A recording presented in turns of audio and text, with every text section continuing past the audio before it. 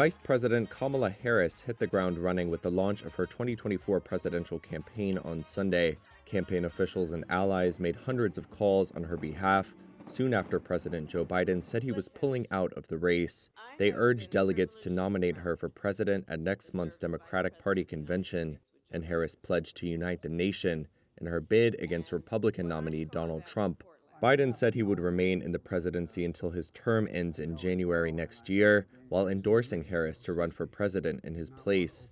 It leaves his replacement with less than 4 months to wage a campaign before the November election. By late Sunday, Harris had already locked in the support of all the Democrat state party chairs, according to several on a conference call.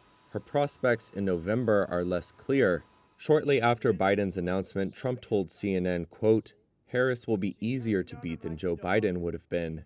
However, polling immediately after last week's assassination attempt against Trump showed that Harris performs no better or worse statistically than Biden had done against the GOP nominee. Still, senior fellow at the Brookings Institute Darrell M. West thinks the shakeup will help the Democrats catch up in key swing states. The polls have actually been moving in favor of Donald Trump over the last few weeks. I think her likely nomination will put Democrats in a strong position. She will be very competitive in those crucial Midwestern states, Pennsylvania, Michigan, and Wisconsin. And I think she also will put some of those other swing states that have started to slip away, places like Arizona, back in very strong contention for Democrats.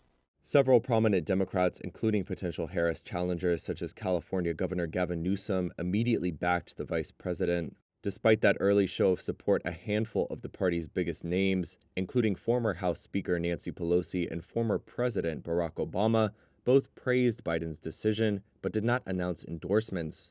Two other potential challengers, Michigan Governor Gretchen Whitmer and Kentucky Governor Andy Beshear, made no mention of the vice president in their statements. What kind of country do we want to live in? A country of freedom, compassion, and rule of law? Yes! Or a country of chaos, fear, and hate? No! You all are here because you as leaders know we each, including our neighbors and our friends and our family, we each as Americans have the power to answer that question. That's the beauty of it, the power of the people. We each have the ability to answer that question. So in the next 106 days, we have work to do. We have doors to knock on. We have people to talk to. We have phone calls to make. And we have an election to win. So are you ready to get to work? Do we believe in freedom? Do we believe in opportunity? Do we believe in the promise of America? And are we willing to fight for it? And when we fight, we win. God bless you all, and God bless the United States of America and Joe Biden.